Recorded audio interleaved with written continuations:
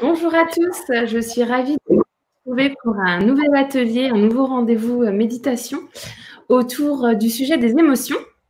Nous sommes avec Laurent Motte d'Estrella Conseil qui va conduire cet atelier. Bonjour Laurent, ravi de te retrouver pour ce live LinkedIn. Je te laisse en bonne compagnie et je vous laisse en bonne compagnie de Laurent et je vous retrouve tout à l'heure pour la partie questions-réponses à la fin du live. À tout à l'heure et profitez bien de ce moment. Voilà, merci Marie. Bonjour à tous les présents, chacun et chacune. Voilà, merci d'être là et merci à Petit Bambou surtout d'organiser ces sessions durant l'été. Il y en a plusieurs, donc je vous invite à les retrouver régulièrement. Et aujourd'hui, on va parler des émotions. Alors, vaste sujet en 1 heure. Je ne sais pas pour vous, mais moi, c'était assez montagne russe, on va dire, pendant le Covid, pendant le confinement, pendant cette période-là actuelle où certains oiseaux de mauvais augure nous annoncent une crise économique grave, et peut-être que ça se passera, on n'en sait rien aujourd'hui, mais en tout cas, voilà, je pense que les émotions sont bien présentes, en tout cas, ça c'est une certitude, elles sont là. Donc je vais vous proposer pendant 1 heure d'aborder différents sujets autour des émotions, et puis, bien sûr, de faire un lien avec la pratique de méditation. Je pense qu'aujourd'hui, et peut-être que vous êtes vous-même pratiquant, ou peut-être que vous découvrez la méditation, qu'importe. En tout cas, il y a, depuis quelques années, une vague montante de pratiques de pleine conscience, de présence, de méditation. Appelez-la comme vous souhaitez. L'important n'est pas tellement les noms, mais plutôt ce qu'on en fait. Et puis pour démarrer, je vais vous proposer une première pratique. Voilà, on va être tout de suite dans le concret. Moi, j'aime bien cette image de la piscine. Voilà, quand vous voulez apprendre à nager, eh bien vous allez dans l'eau.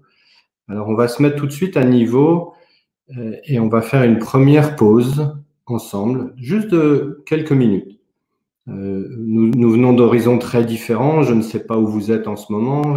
Peut-être en vacances, peut-être que vous êtes au travail, peut-être que vous êtes très détendu parce que c'est relaxé, peut-être que vous êtes un peu angoissé parce que voilà, on est jeudi soir et que demain vous partez en vacances ou que les collègues reviennent. Voilà. Je ne connais pas votre contexte, il n'y a que vous qui le connaissez.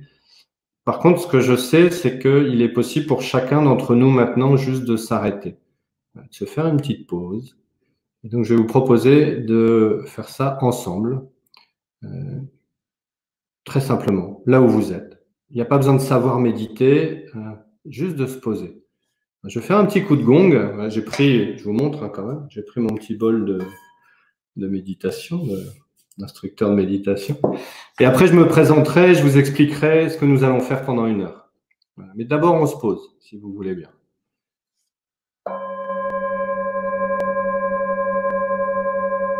L'écoute peut-être du son du gong, qui est un signal, juste un signal de s'arrêter, de se poser, en nous invitant à ne pas avoir d'objectif. Voilà, ne cherchez rien, ne souhaitez pas vous relaxer, vous détendre, ne cherchez pas à être au contact des émotions présentes là maintenant peut-être. Cherchez simplement à être là, et si vous le souhaitez, vous pouvez fermer les yeux. On peut aussi garder les yeux ouverts, dans ce cas-là, vous fixez un point devant vous. Parfois, c'est plus facile de fermer les yeux, ça permet de rentrer un petit peu à l'intérieur de soi, et puis de constater qu'il est sans doute possible de relâcher, de détendre. Ok, juste de laisser faire, laisser être. Donc, avant de démarrer cet atelier, c'est un temps de respiration, de pause, vous invitant à relâcher les épaules, peut-être les ouvrir un peu vers l'arrière, les laisser se détendre, déposer le corps sur la chaise ou sur le fauteuil ou quel que soit là où vous êtes assis. Juste laisser la conscience s'ouvrir au poids du corps, la pesanteur, et tout doucement, tranquillement, relâcher les muscles. Laissez tous les muscles fondre. Vous êtes porté par la terre, il n'y a aucun effort à faire. Et vous constatez que le corps bouge, que la respiration se fait, que vous êtes vivant. Ça respire.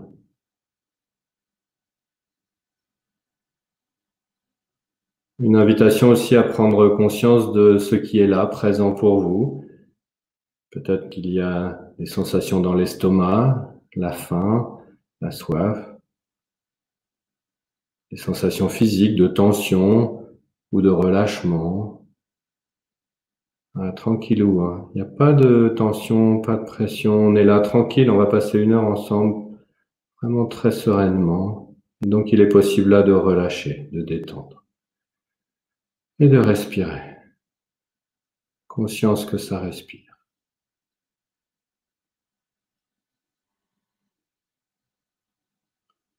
Et puis bien sûr, comme c'est le thème de cet atelier, peut-être prendre conscience de ce qui est présent pour vous en termes d'état émotionnel. Quel est votre état d'âme? Impatience, ennui, curiosité.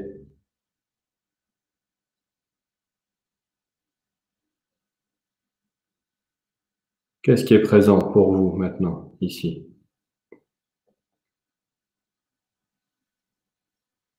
Ok. Voilà, tranquillement. Peut-être laisser apparaître un sourire sur le visage, si vous voulez, si vous pouvez. Tout est bien là, tout est parfait, nous sommes ensemble.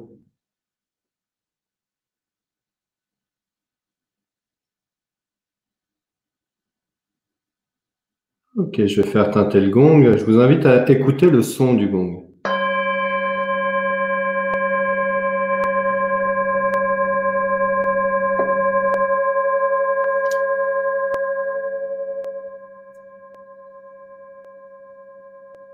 Et puis, à votre rythme, tranquillement, c'est ouvrir les yeux, revenir dans l'instant présent, ici, avec moi.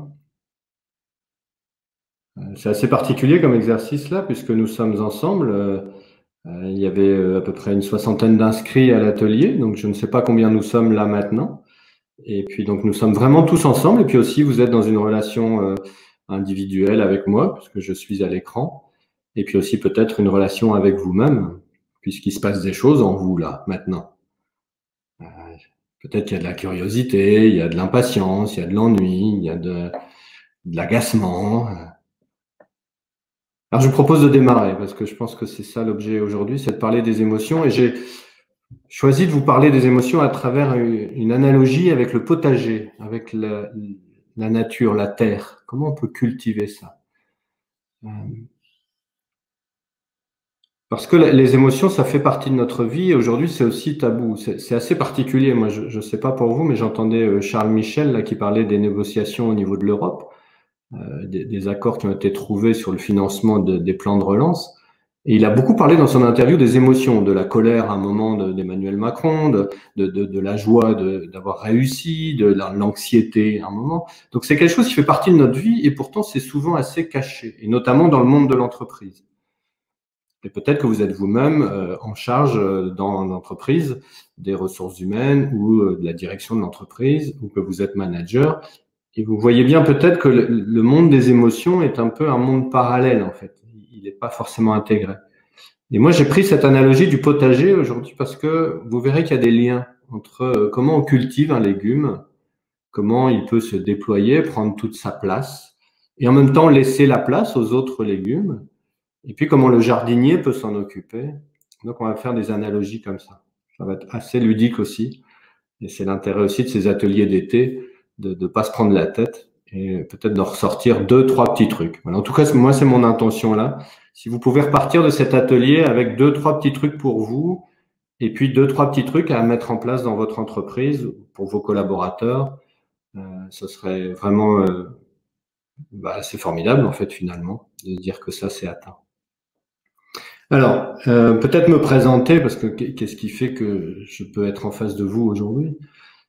J'ai 53 ans, j'ai eu une carrière en entreprise pendant 17 ans à peu près, avec une carrière assez linéaire jusqu'à un poste de direction. Donc j'ai assumé un poste de direction marketing et commercial dans une enseigne de distribution.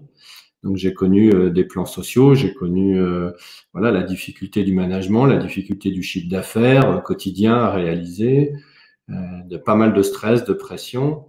Et puis aussi, voilà, j'ai eu une deuxième partie de vie où je suis parti vivre à l'étranger avec ma famille.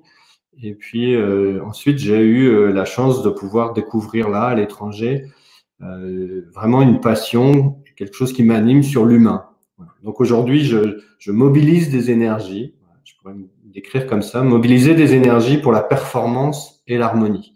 Donc je suis coach professionnel. J'accompagne des dirigeants, j'accompagne des managers en individuel.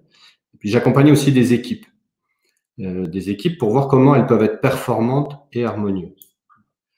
Donc, à travers ça, j'ai différents leviers, et notamment la communication non violente, parce que je suis formé. Je suis aussi coach, je vous l'ai dit, et puis je suis aussi instructeur qualifié de ce qu'on appelle la pleine conscience de réduction du stress.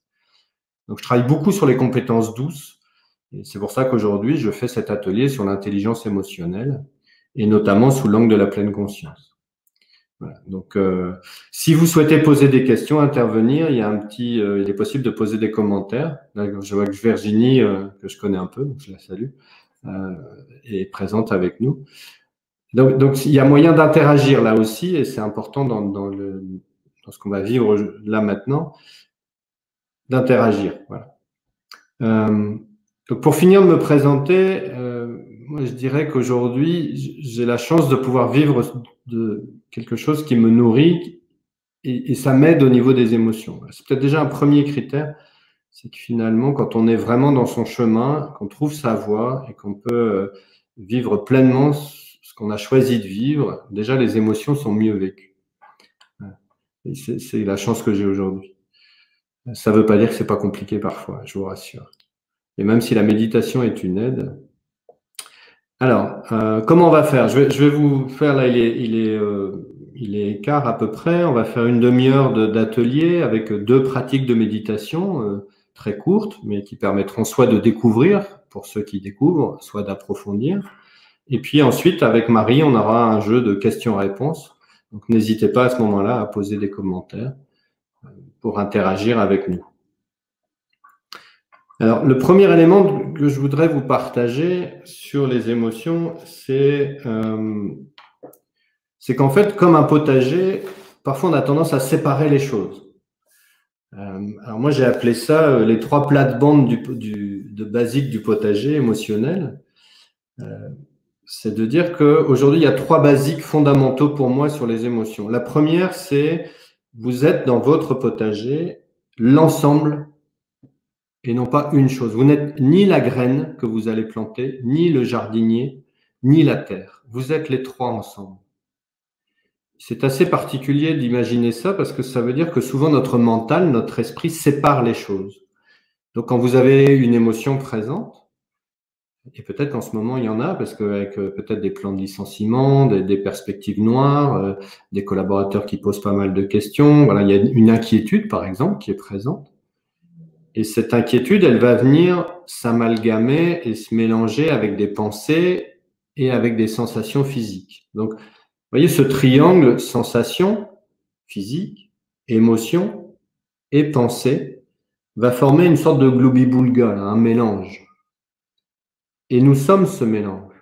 Et la pleine conscience va permettre de dissocier ça, de créer de l'espace. Mais comme le potager, je suis à la fois la terre, la graine et le jardinier. Donc, c'est comme si, je vais prendre un exemple, c'est comme si vous aviez une expérience en ce moment, là, maintenant. On va prendre maintenant. Qu'est-ce que vous vivez là, maintenant? Qu'est-ce qui se passe là pour vous, tandis que je parle?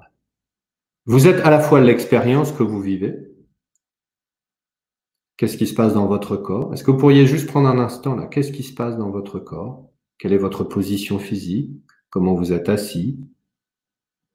Quelles sont vos émotions là présentes? Il y a 4 émotions fondamentales, la joie, la tristesse, la peur et la colère. Ça, c'est des émotions qui sont naturelles à toute l'humanité, et qui nous viennent de notre ADN. Donc ça, un tout petit enfant déjà a ces 4 émotions. Et puis après, on peut associer la surprise et le dégoût, qui sont souvent des émotions qui apparaissent d'ailleurs après dans la socialisation. Et donc on pourrait clarifier en disant il y a 6 émotions de base qui sont déclinables sous une palette incroyable de différents sentiments. Mais à partir de ces 6 émotions, il est possible peut-être maintenant pour vous de vous dire mais quelle est l'émotion que vous êtes en train de vivre? Et vous êtes donc le laboratoire de l'expérience que vous vivez. Et aussi, vous êtes le laborantin. La conscience a cette capacité d'observer l'émotion présente. Concrètement, ça veut dire quoi? Ça veut dire que si là, par exemple, vous avez de la curiosité, cette curiosité peut vous amener de l'énergie, parce que vous allez être très attentif. Cette énergie peut vous amener de la joie. Et cette joie peut peut-être vous amener du calme. Et peut-être que tout en m'écoutant, vous allez ressentir un certain calme parce que vous êtes pleinement ici, présent, attentif à mes propos. Et puis ce calme va vous amener de la concentration, du lien. Et peut-être que les muscles vont se relâcher, le corps va se détendre, il y a un certain flow, comme on dit, qui va s'installer. Et puis ça va peut-être mener à l'équanimité. Et l'équanimité, c'est quoi qu'il arrive, quel que soit l'événement qui arrive, vous pouvez être dans un état de stabilité, d'acceptation, de stabilité. Et c'est assez incroyable parce que ce que je viens de décrire là, ce sont les 7 facteurs de l'éveil bouddhiste. Donc comprenez bien qu'il y a un lien entre la méditation, la pleine conscience, et puis ce que je vis au quotidien dans ma vie. C'est complètement lié, c'est ce que je vis dans ma vie. Si dans votre vie de manager, de dirigeant, de DRH, vous pouvez être dans l'instant présent, dans cette qualité d'attention qui va amener une curiosité, où les deux sont liés, aussi la curiosité étant liée à l'attention. L'attention, c'est l'énergie, parce que pour être attentif pleinement, c'est une forme d'énergie qui amène la joie, qui amène le calme, qui amène la concentration et qui amène l'équanimité. Là, vous pouvez être en lien avec vos émotions, quelles qu'elles soient. Alors, je dis pas que c'est facile, hein. Sinon ce serait cool, on aurait tous le mode d'emploi. C'est pas facile et en même temps c'est pourtant simple. C'est-à-dire que finalement, si j'ai de la peur ou de la colère, est-ce que je peux être en mesure de l'accepter entièrement? Est-ce que je peux être en mesure d'accepter la graine, la terre et d'être le jardinier de tout ça? Est-ce que je peux être dans l'instant présent? En fait, la vraie question, c'est celle-là. C'est est-ce que je peux être présent, par exemple, à de l'anxiété, de l'angoisse? Souvent, on va vouloir la repousser. Si vous êtes en entretien avec un collaborateur et que ça se passe pas très bien et que vous sentez de l'anxiété ou de la colère, de l'agacement, peut-être les deux d'ailleurs, vous êtes un peu anxieux, vous êtes un peu colérique, énervé, tout ça, ça se mélange. Qu'est-ce que vous faites avec ça? Qu'est-ce que vous faites avec ça? Qu'est-ce que je fais? Je vais me mettre dedans, moi. Qu'est-ce que je fais avec ça? Souvent, je vais repousser, je vais dire non, non, j'en veux pas. Ou alors, je vais pas la voir, je vais pas la reconnaître. Et on voit bien là que la pleine conscience, la conscience aide à reconnaître ce qui est là, pour ce qui est là, sans le transformer. Ok, donc je vais accepter, accueillir mon émotion telle qu'elle est là dans l'instant présent. Et si je suis conscient, pleinement conscient, je vais pouvoir le faire avec équanimité.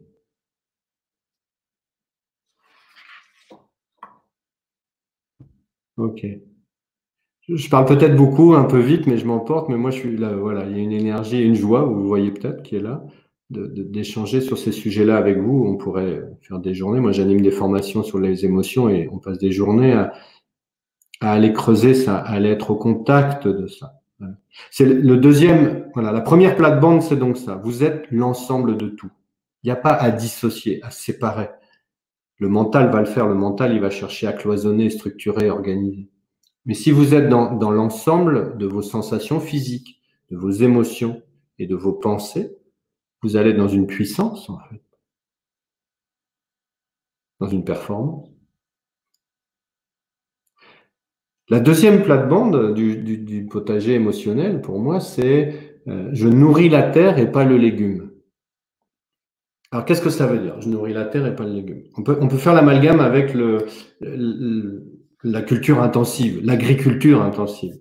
Aujourd'hui, quand on met de l'engrais dans la terre, c'est pas pour nourrir la terre, c'est pour nourrir les légumes qui poussent. En permaculture ou en culture traditionnelle, on va aller nourrir la terre. On va mettre du fumier, on va mettre des engrais naturels, on va nourrir la richesse du terreau pour que le légume pousse. Alors, si je vous dis ça, ça veut dire quoi? C'est que dans les émotions, je reprends un peu mes notes pour pas trop me disperser.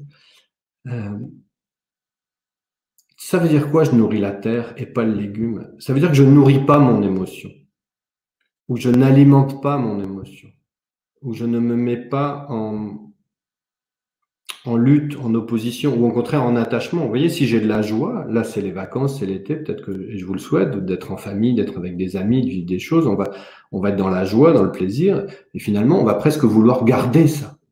On va se dire, tiens, waouh, ce moment-là, je veux le garder, là il est trop bon. Et là, on nourrit le légume, là.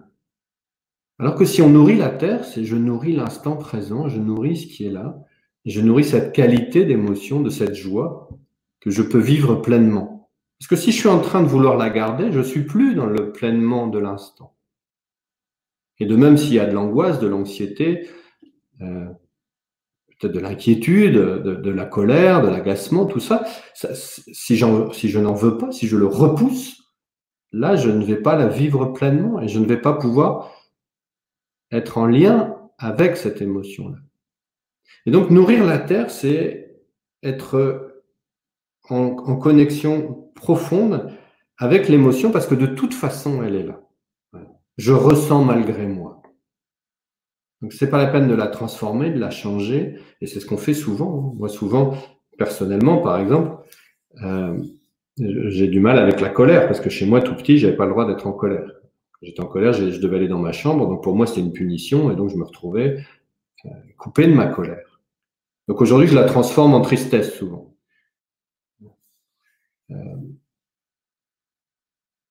Et c'est compliqué ça, parce que du coup, je fais quoi avec ça? Alors que peut-être que si j'acceptais ma colère, je me rendrais compte qu'en fait, finalement, c'est pas de la colère, c'est juste de l'agacement. Le niveau, je pourrais le mieux le mesurer. Donc je ressens malgré moi, donc l'intérêt de le ressentir. La deuxième chose, c'est que j'ai la responsabilité de mes émotions. Et c'est ce que je vous disais, c'est est-ce qu'on peut les cacher? Est-ce qu'on peut les montrer? Est-ce qu'on peut les communiquer, les exprimer? Est-ce qu'il faut? Il y a quelqu'un qui demande là, Sébastien, et je te remercie, là, est-il toujours bénéfique de montrer ses émotions à ses collègues? Mais ça, c'est un choix personnel. Je suis responsable de mes émotions. Par exemple, si j'ai de la colère, si je peux être conscient de cette colère telle qu'elle est, vraiment chez moi, telle qu'elle provoque dans mon corps, les muscles qui se contractent, la mâchoire qui se serre, l'estomac noué, les sourcils froncés, tout ça, je peux dire, tiens, il y a de la colère là. Et si j'estime qu'elle est légitime, parce que le collaborateur a fait une erreur ou il y a une faute grave qui peut être dangereuse, par exemple, si on parle dans les milieux industriels, il y a des notions de sécurité très fortes. Parfois, une bonne colère, ça vous repositionne. Et c'est ça. On a souvent peur de nos émotions, mais ça peut être ça. Donc oui, il y a des moments où il s'agit de les montrer, et toute la question est d'être en capacité d'être conscient de l'émotion pour l'exprimer, la communiquer au moment adéquat. Et donc, j'ai la responsabilité de mes émotions. Voilà. Sébastien aussi dit, est-ce qu'il faut cacher? Voilà. Est-ce qu'on peut? Oui, il y a des moments, c'est peut-être meilleur de cacher l'émotion, de dire finalement, je suis dans une émotion de tristesse et je ne vais pas la montrer parce que je ne vais pas plomber l'atmosphère de tout le monde. Mais je sais qu'elle est là, je sais qu'elle est présente et je peux l'exprimer ailleurs. Ça, c'est important de comprendre aussi que les émotions, il y a les émotions, il y a l'expression des émotions. Pour moi, c'est deux ailes d'un même oiseau, j'allais dire. Si vous avez une émotion et que vous l'exprimez jamais, elle va se fermer, elle va se contracter, elle va se bloquer chez vous. Alors que si elle peut s'exprimer à un moment, mais à un moment adéquat, peut-être qu'une tristesse au travail qui n'a pas sa place peut être exprimée de retour à la maison, en racontant la journée, en disant voilà, il s'est passé ça, etc. Et ça va apaiser. Donc, je ressens malgré moi, j'ai la responsabilité de mes émotions. Les émotions sont les messagers de mes besoins. Je ne sais pas si vous connaissez la communication non violente, mais c'est très puissant pour ça. Si je suis capable d'aller reconnaître mon émotion, je suis capable d'aller reconnaître mon besoin derrière. Là, je peux exprimer une demande, je peux être, là encore, dans une puissance, dans une performance, dans une équanimité.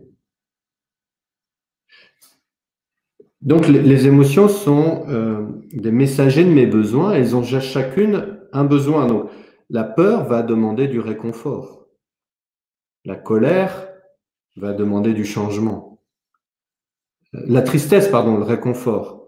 La peur, ça va demander... je vais reprendre les notes. Je les oublie toujours, vous voyez, il faut que je les note mieux. La peur, c'est de la réassurance. Voilà. Peur, réassurance, protection. Colère, changement. Joie, partage. Et tristesse, réconfort. Déjà, de connaître ça, ça peut aider aussi à dire, tiens, j'ai de la tristesse, j'ai besoin d'être réconforté. Dans quel environnement sécurisant je peux être réconforté? La joie, c'est le partage. On voit quand on gagne une Coupe du Monde, voilà, tout le monde est dans la rue. La colère, c'est le changement. Et la peur, c'est la protection. Donc, si un collaborateur a peur de l'avenir, de son futur métier, de son job, pour lui, c'est pas en l'amenant dans une forme de réflexion intellectuelle, de tension dans une négociation, une discussion. C'est aussi en étant présent, attentif à ce qu'il est en train de vivre dans sa peur, qui demande de la protection et de la réassurance. Ok. Donc, dernier élément sur je nourris la terre et pas le légume, c'est que c'est l'énergie de vie, l'émotion. C'est profondément notre énergie de vie. Et souvent, on parle du cœur. Écoute ton cœur, écoute ta voix intérieure. Voilà. Et peut-être que tout simplement, c'est dire, mais sois présent aux émotions. Alors, je vais vous proposer une petite pratique de méditation dès maintenant, avant d'aborder la troisième plate-bande de mon potager. Donc, il y a une plate-bande, c'est je suis la terre, je suis la graine et je suis le jardinier. Donc, je peux tout vivre ensemble. La deuxième, c'est je nourris la terre et pas le légume. Et le troisième, c'est je vous le dirai après. Le troisième, c'est peut-être un des éléments fondamentaux, mais on le verra après. Je vous propose d'abord de pratiquer. Pourquoi? Parce que c'est par rapport à tout ce que je vous ai raconté là, rapidement, hein. Je suis allé vite peut-être. On va reprendre un peu tranquillement après, mais il y a aussi des moments où c'est savoir s'arrêter, se poser, s'arrêter, dire tiens, comment ça résonne là chez moi? Et donc pour ça, je vous propose de nouveau de prendre une posture de méditation, c'est-à-dire ça peut. Alors même si vous méditez pas, c'est tout simple, hein, c'est juste d'être dans le confort, voilà, une position confortable, sereine, tranquille, où vous pouvez tenir un petit moment, et puis aussi d'être dans une certaine dignité. Il ne s'agit pas d'être avachi, parce que si vous êtes avachi, c'est que la posture du corps avachi amène la posture de l'esprit. Tout est lié. Je ne suis qu'un. Donc, si je suis relâché, détendu et en éveil, l'esprit va être en éveil. Donc, pour ça, il est parfois utile d'être assis, d'avoir la colonne vertébrale droite, les épaules relâchées, un petit peu vers l'arrière, détendu, le menton légèrement baissé. Et puis, tranquillement, vous pouvez fermer les yeux. Je vais faire tinter le gong pour démarrer.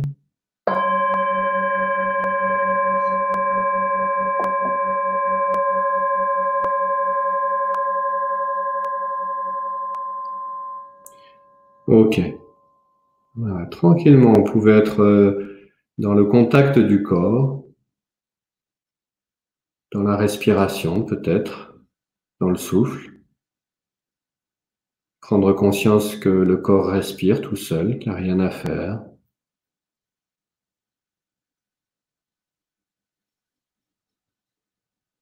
Vous pouvez vous poser tranquillement, prendre contact avec les sensations du corps.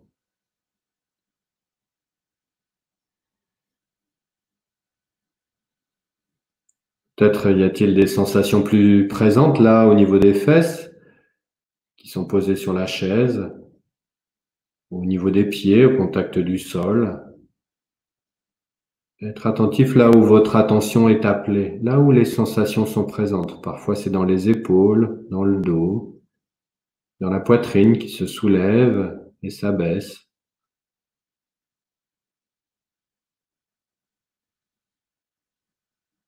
On prend un petit temps là, c'est un petit temps d'intériorité pour se mettre au clair, pour clarifier ce qui se passe. Quelles sont mes sensations physiques? Choisissant peut-être de détendre des muscles, relâcher les muscles du ventre, des épaules, du visage.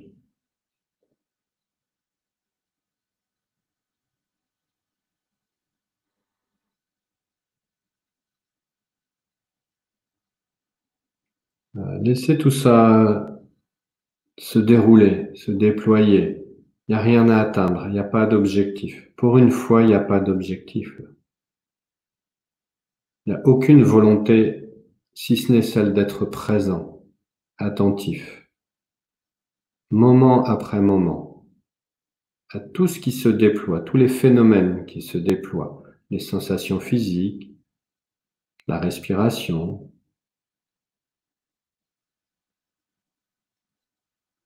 Vous constatez que par moments ça s'arrête, le corps est immobile et puis l'inspire ou l'expire redémarre toute seule. Il n'y a rien à faire.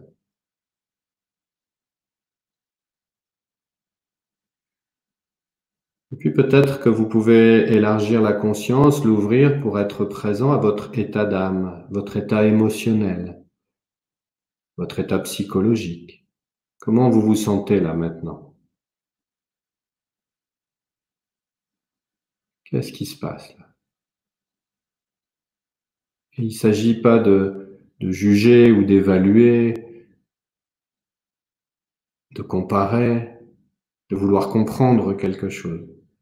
Vous allez être dans ce qu'on appelle l'acceptation radicale. Accepter pleinement, accueillir ce qui est là, dans cet instant. S'il y a de l'ennui, de l'agacement, de l'agitation, ou au contraire du calme, quoi qu'il se passe là. Il y a peut-être de la joie, du plaisir, il y a peut-être tout ça en même temps.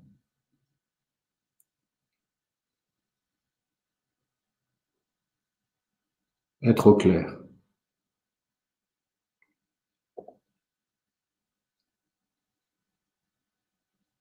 Et puis, si c'est possible pour vous, continuez à élargir le champ de conscience entre les sensations physiques, là, présentes, entre les émotions, votre état psychique. Vous pouvez aussi être conscient des pensées. Peut-être que là, le mental a envie de partir, envie de faire quelque chose, envie d'aller déjeuner si c'est pas fait. Voilà. Peut-être que votre esprit vous attire vers le futur. Peut-être qu'il est encore dans le passé. Là. Il est peut-être dans des préoccupations de ce matin ou dans des questionnements qui sont encore là par rapport à ce qui s'est passé ce matin. Voilà. L'esprit fonctionne sans cesse. Hein. Le petit vélo, il ne s'agit pas d'arrêter de penser. Surtout pas. Surtout pas. On ne peut pas arrêter comme ça. On ne peut pas décider d'arrêter. Donc, plutôt que d'arrêter de penser, c'est d'être attentif à ses pensées. Comme un phénomène, comme le souffle, comme l'air qui entre et qui sort. Une pensée apparaît et disparaît. Ok. Et vous respirez. Et ça respire. Je suis conscient de mes pensées, de mes émotions, de mes sensations. Et je nourris ça. J'accepte et j'accueille ça. Avec bienveillance, avec douceur pour vous-même. C'est une des clés de la pleine conscience, c'est la bienveillance, l'acceptation radicale de ce qui est présent, ici et maintenant. Sans chercher à le faire disparaître, à ne pas en vouloir parce que c'est désagréable, ou au contraire à le garder, le préserver parce que c'est agréable.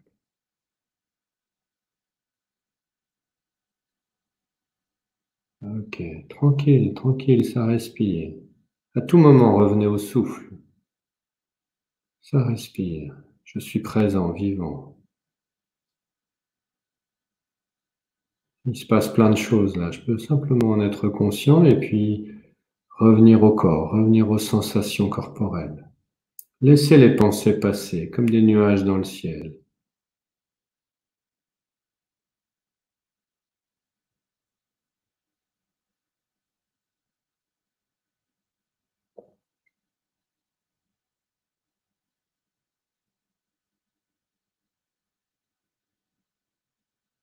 Écoutez peut-être les bruits, les sons autour de vous, s'il y en a, sans vous y attacher, juste constatant qu'il y a des sons.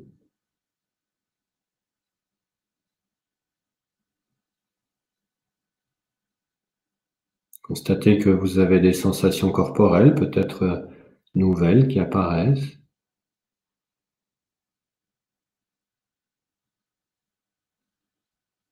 Constatez que les pensées défilent et peut-être qu'elles se calment, qu'elles s'apaisent progressivement.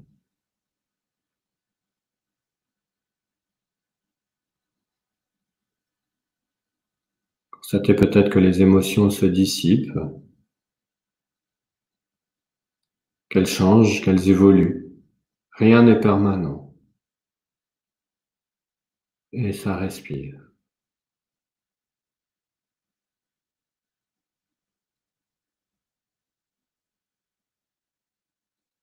Connexion à l'inspiration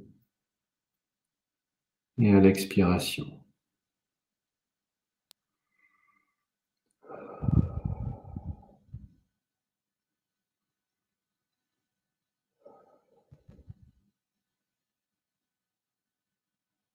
Okay. Et puis avant de terminer cette pratique, je vous propose de,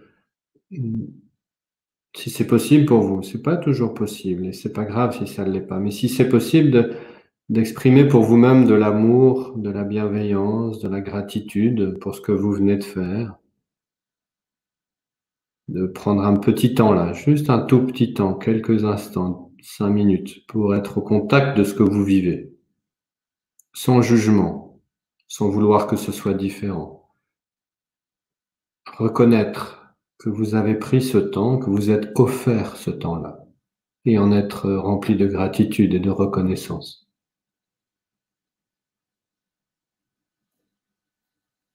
Je vais faire tinter le gong, vous invitant à écouter le son du gong.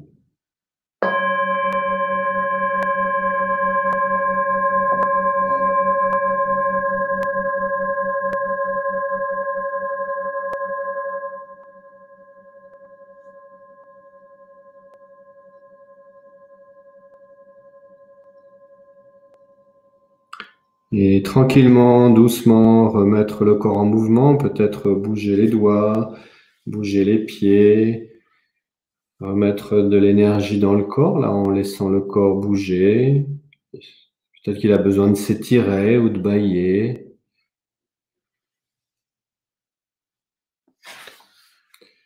Revenir tranquillement en ouvrant les yeux.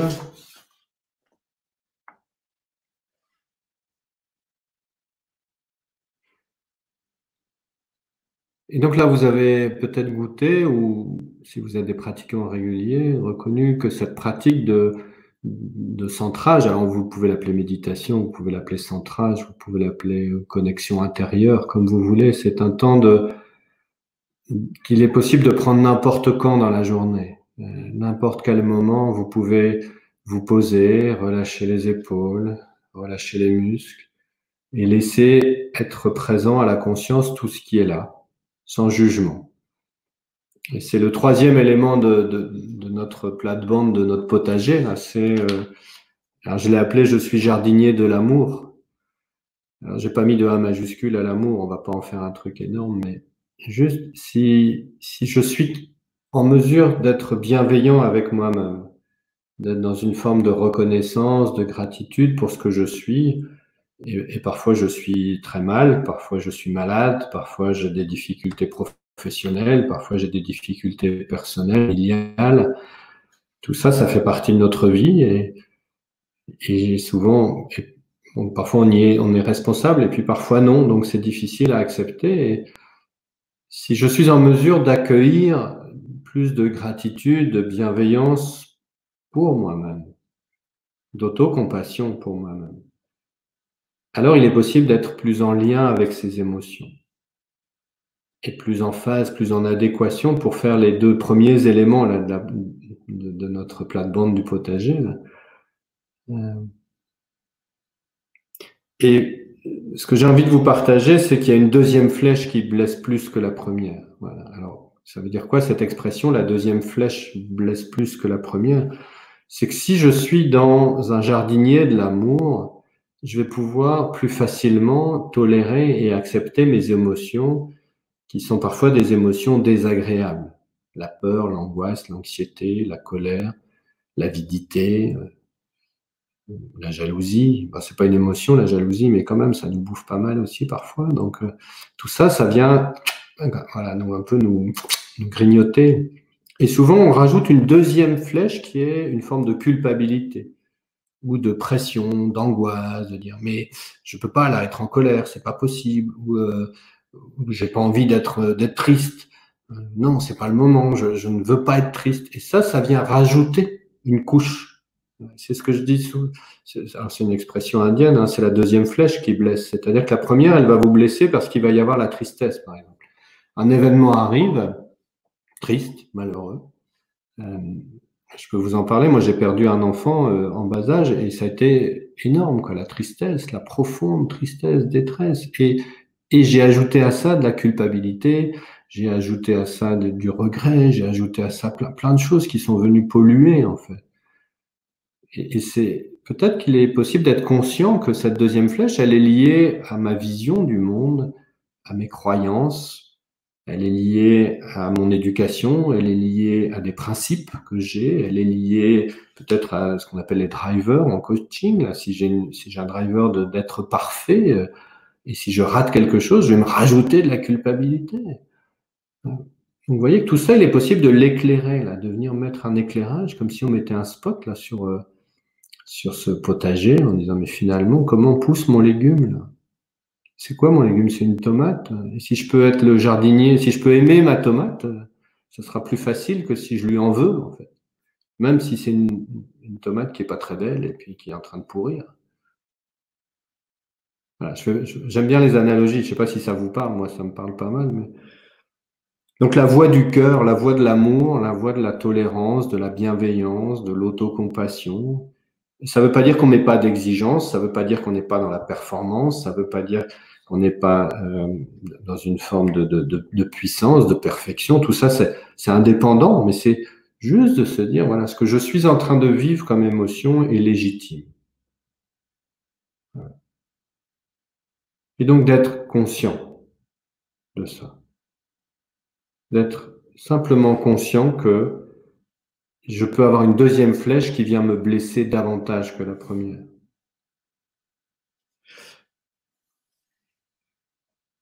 Voilà, je crois qu'on a fait un peu le tour. Moi, j'aurais encore plein de choses à vous raconter. Et aussi, je pense que ce serait intéressant d'avoir un petit échange peut-être avec Marie là qui est avec nous. Mais peut-être avant, je vais vous proposer de repasser des slides. Je vois avec Marie, mais j'avais prévu les slides qui seraient un petit résumé de mes propos. Ça permet peut-être de reclarifier pour vous tout ce qui a été dit avant de faire des questions-réponses avec Marie. Donc, je vais partager l'écran. Voilà, je préviens Marie que je partage l'écran pour pouvoir vous montrer les slides et faire un petit résumé de ce qui a été dit.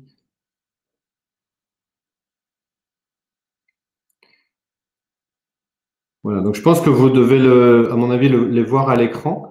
Donc, ce que j'ai appelé les trois plates-bandes basiques du potager émotionnel.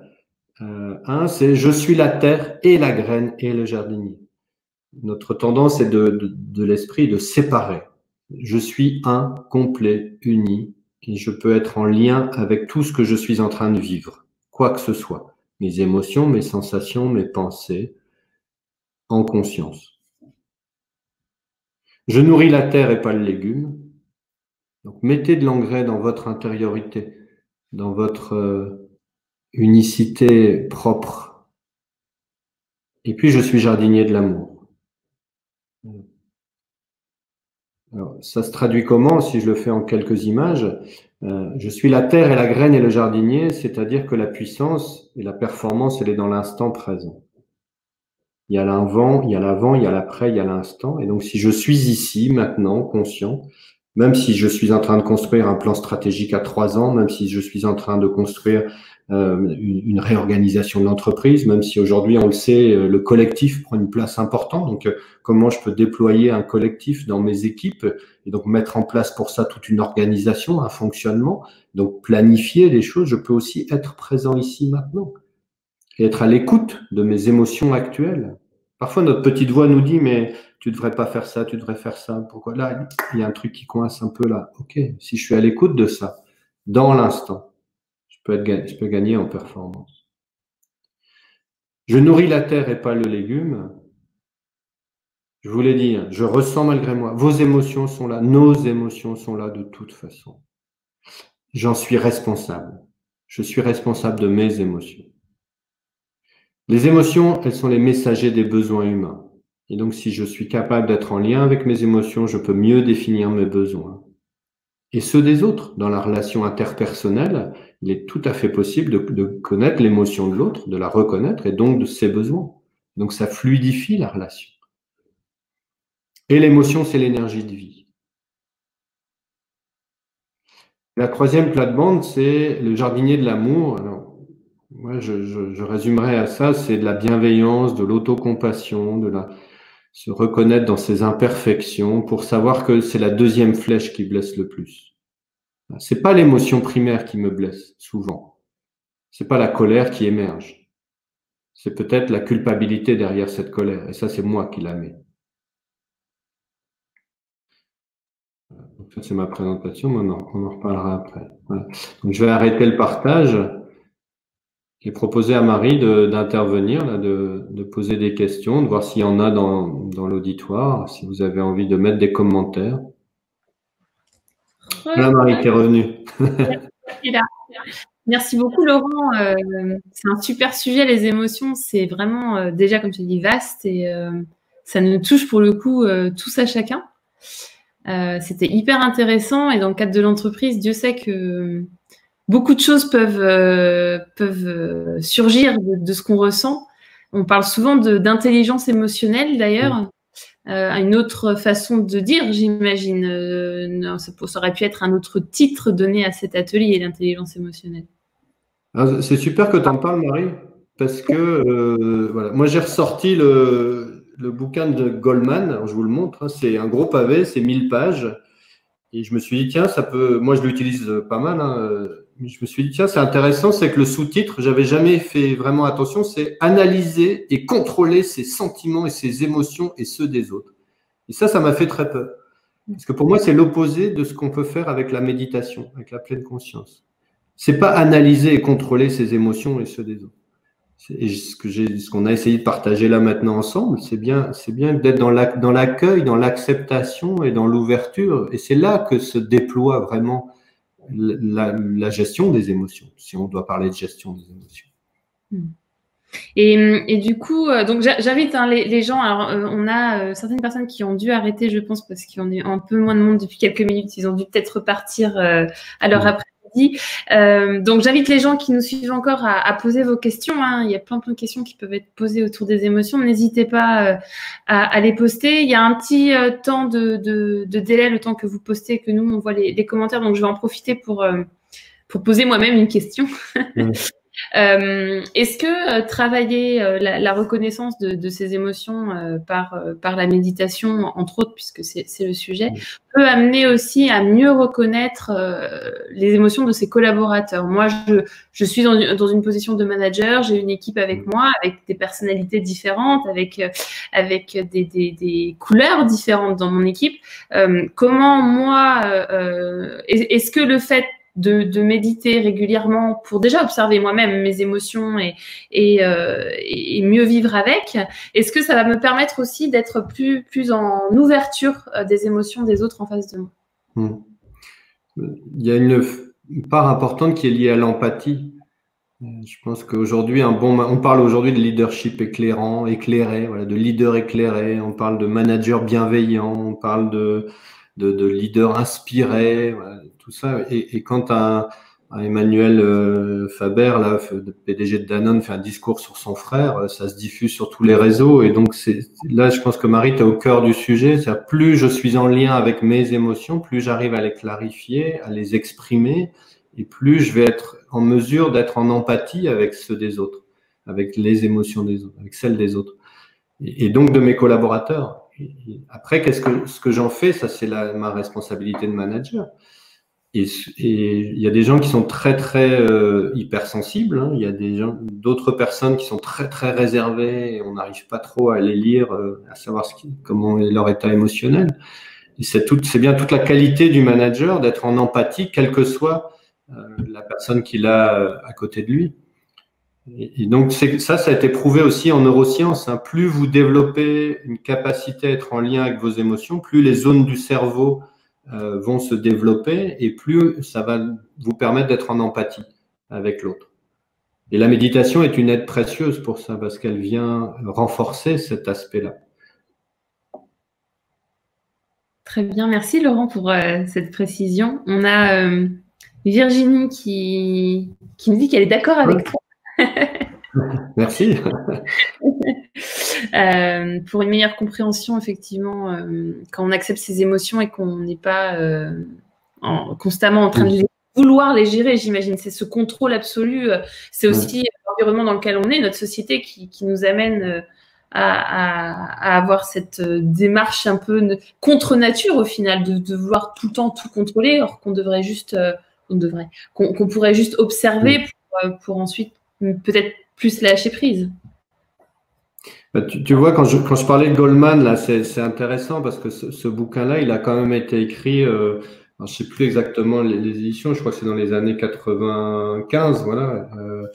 Ça a pas mal évolué depuis.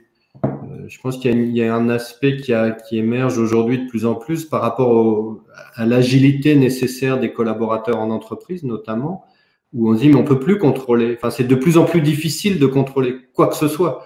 Finalement, notre environnement devient incertain. On parle on parle de VUCA, là, volatile, incertain, complexe, ambigu. Et donc aussi pour les émotions. C'est-à-dire que ce bouquin-là, je suis pas sûr que Goldman l'écrirait encore aujourd'hui, et qu'une première phase, en tout cas, c'est d'accueillir, d'accepter les émotions. Tu vois, dans mes formations, moi, je parle du RAG. Alors, c'est un peu un mot barbare, mais j'aime bien. C'est R2AG. R, c'est reconnaître l'émotion, et c'est déjà pas facile. 2, c'est l'accueillir. 3, c'est l'accepter. Et 4, c'est après la gérer. Et souvent, nous, on veut gérer avant de faire les 3 premières étapes. Et ça, c'est le piège. Parce qu'on n'est pas prêt dans ce cas-là. Donc, on va mettre un cataplasme sur une blessure, alors que voilà. Donc, je suis d'accord avec Virginie aussi. Je pense qu'on ne gère pas l'émotion. Par contre, on peut la reconnaître, l'accepter, l'accueillir, et après, on en fait quelque chose, si on le souhaite. Et aujourd'hui, on parle beaucoup dans l'entreprise des soft skills. Est-ce que on rentre dans cette catégorie, dans ce qui est justement gestion des émotions, l'utilisation de la pratique de la méditation pour tout ce qu'on vient de dire, la reconnaissance, l'acceptation, etc. Est-ce que cet entretien, cet entraînement de l'esprit pour arriver à ça, est-ce qu'on rentre aujourd'hui dans la catégorie des soft skills? Est-ce que c'est des retours que tu as eu, toi, avec tes interventions en entreprise?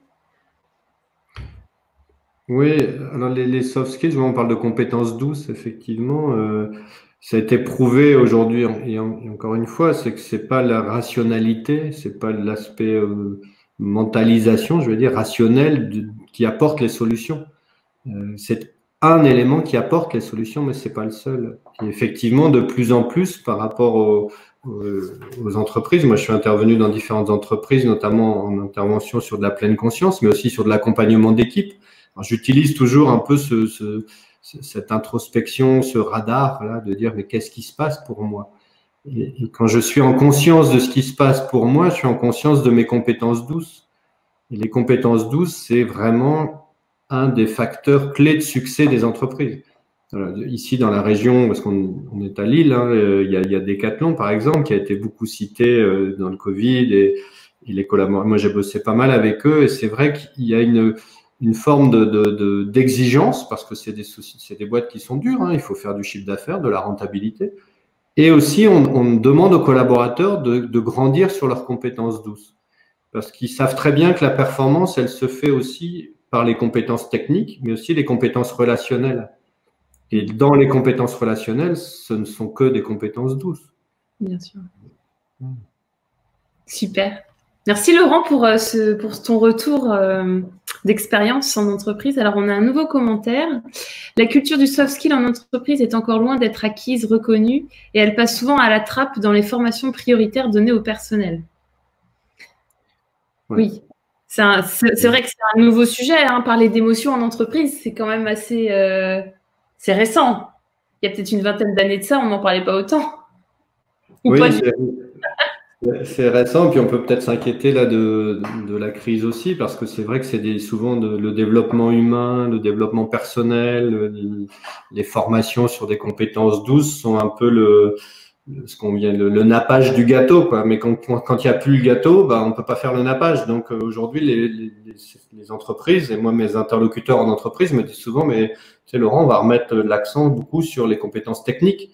Parce que ça rassure, parce qu'on en a besoin, parce que c'est aussi des contraintes qui existent. Et malheureusement, oui. Or, on le voit, en fait, c'est un effet un peu pervers parce que de manière durable, dans le long terme, c'est bien ces compétences-là qui font les bons managers, qui font les collaborateurs épanouis, qui permettent de mieux travailler le collectif. Et c'est le collectif qui crée le succès aujourd'hui. Donc, ouais. C'est vrai que c'est une des craintes qu'on peut avoir là, c'est que non seulement c'est pas toujours très développé ces formations-là, mais que ça va encore baisser. Bon, on va militer pour que ça n'arrive pas. On va continuer à sensibiliser et communiquer sur le sujet. Alors, on a une nouvelle question. Est-ce que la culpabilité est une émotion? Si oui, comment pouvons-nous éviter la deuxième flèche vu que nous ne pouvons pas maîtriser nos émotions? Je vais afficher pour que ce soit, parce que j'ai un peu bafouillé. Désolée, je peux afficher le commentaire à l'écran. Ouais, merci. C'est une super belle question, ça, parce que d'abord, il y a tout un débat, enfin de moins en moins, mais il y a quand même un débat autour de qu'est-ce que c'est qu'une émotion. Est-ce que la culpabilité, c'est une émotion, par exemple? Est-ce que c'est un sentiment? Est-ce que c'est un état? Est-ce que c'est un état mental? Voilà, on sait aujourd'hui, par exemple, que la fatigue ou le calme ne sont pas des émotions. C'est un état corporel, physique. Donc, on peut dissocier les choses. Alors, il y a des gens qui passent beaucoup de temps à dissocier. Moi, ce que j'utilise, et je vous propose, voilà, vous n'allez pas voir, mais il y a une liste exhaustive d'émotions dans un livre d'Ilios Kotsu qui permet de clarifier un peu ce lexique, j'allais dire, des émotions. Mais pour moi, l'important n'est pas tellement le lexique. L'important, c'est comment ça me touche. Si la culpabilité me touche, que ce soit une émotion ou pas, c'est qu'est-ce que j'en fais finalement. Et c'est bien la question de la deuxième flèche. Et là, c'est d'aller chercher la cause. Et c'est intéressant de se dire s'il y a une émotion, c'est qu'il y a une cause. Et quelle est la cause de cette culpabilité? Alors, peut-être que l'émotion n'est pas une culpabilité, mais finalement, quelle est la cause de la culpabilité? Et c'est en allant chercher la cause que je vais pouvoir résoudre quelque chose. Et souvent, je vais mieux me connaître, je vais apprendre à me développer personnellement parce que je vais avoir une meilleure connaissance de moi. Et donc, ensuite, la culpabilité, je vais pouvoir la gérer et puis elle va disparaître petit à petit parce que j'aurai clarifié la cause. On est presque en psy, là. Hein. Je ne vais pas franchir le cap, mais parfois, c'est ça aussi. Oui, c'est reconnaître le chemin, quoi, prendre le chemin à sens inverse. Comme quand on a perdu ses clés, on essaye de retracer le chemin pour retrouver la source. Et en fait, c'est ça, c'est essayer de remonter le cours d'eau, quoi. S'il y a une culpabilité, c'est qu'il y a une cause. Et quelle est la cause? Très intéressant. Merci Laurent. Alors, on a Karine qui nous dit « Dans des situations de harcèlement moral, burn-out, bore-out, comment peut-on faire avec les émotions ?» Alors, émotions qui sont fortes dans ces contextes-là, d'ailleurs. Oui. Alors, le problème, mais on l'a vu un peu dans le Covid, enfin, moi, je l'ai vécu dans mon environnement, c'est que ça a été très exacerbé. C'est-à-dire que dans une situation qui est difficile, donc par exemple un burn-out, ce qui est compliqué, c'est que tout est exacerbé, tout est amplifié, tout grossit, tout grandit. Et donc, ça peut prendre des proportions énormes. Et du coup, comment, dans ce cas-là, et là, la méditation n'est pas forcément une aide. Hein. Parfois, il y a des besoins médicaux, des besoins de psychiatres, il y a des besoins de soutien qui sont Et attention, la méditation n'est pas un remède, c'est pas un médicament. Donc ça peut être en soutien à un certain moment, mais c'est surtout pas une solution. Et comment, donc la question c'est plus, mais comment on peut faire avec les émotions? Et là, moi je dirais, c'est essayer de découper le mammouth. C'est une expression aussi, mais c'est tellement un gros mammouth que ça paraît énorme. Et peut-être se dire que c'est des toutes petites choses. Quelqu'un qui est en burn-out, peut-être c'est déjà de l'accompagner simplement pour l'aider à se remettre dans un petit plaisir, de manger un gâteau, d'aller dans le jardin, planter une fleur, voilà, c'est de retrouver des toutes petites choses et de retrouver l'émotionnel à travers des toutes petites choses simples. Intéressant. Merci Laurent. Et effectivement, comme tu l'as dit, et je tiens à le ressouligner, la méditation n'est pas un médicament.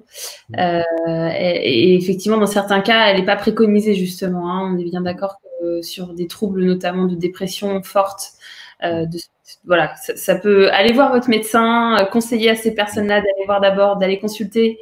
Et après, dans un cadre médical, la méditation peut être pratiquée, effectivement, puisqu'il y a des hôpitaux, et notamment le célèbre psychiatre Christophe André qui l'utilise, lui, dans ses thérapies, mais encadrement professionnel, médical, sur ces sujets qui sont très spécifiques. Ouais.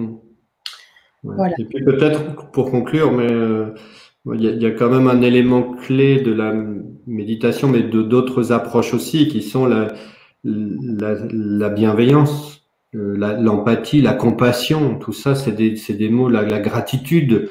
Alors, ce ne sont que des mots, mais si c'est vécu intérieurement, c'est très puissant. Et ça peut apporter voilà, ça peut vraiment être porteur, soutenant, voilà, soutenant. Super, merci Laurent. Mais écoute, on arrive à 1h03 de live, donc on va finaliser. On a beaucoup de remerciements. Merci à tous ceux qui ont suivi le live. Il sera disponible en replay sur la page Petit Bambou de LinkedIn. Vous pourrez le consulter quand vous voulez. J'ai vu qu'il y a une personne qui avait des problèmes de connexion Wi-Fi et qui a dû partir, donc pas d'inquiétude, vous pourrez revenir plus tard. Tous les autres ateliers sont également disponibles en replay.